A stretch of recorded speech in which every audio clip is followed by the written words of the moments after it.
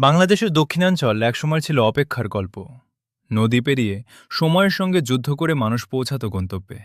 কিন্তু এখন বদলে গেছে সেই গল্প। আজ পদ্মা রেল লিঙ্ক শুধু একটি রেল লাইন নয়, এটি দক্ষিণ বাংলার মানুষের স্বপ্ন, উন্নয়ন আর সংযোগের নতুন অধ্যায়। এই রেলপথ যুক্ত করেছে শহর থেকে গ্রাম, মানুষ থেকে মানুষ, সম্ভাবনা থেকে ভবিষ্যৎকে। আর সেই আধুনিক যাত্রার এক অনন্য অংশ নিমতলা রেলওয়ে স্টেশন। সবুজ প্রকৃতির মাঝে দাঁড়িয়ে থাকা এই স্টেশন যেন প্রযুক্তি আর সৌন্দর্যের এক নিখুঁত মেলবন্ধন। আধুনিক ডিজাইন, নান্দনিক স্থাপনা, স্মার্ট অপারেশন সিস্টেম, সব মিলিয়ে এটি শুধু একটি স্টেশন নয়, এটি ভবিষ্যতের রেল যোগাযোগের প্রতিচ্ছবি।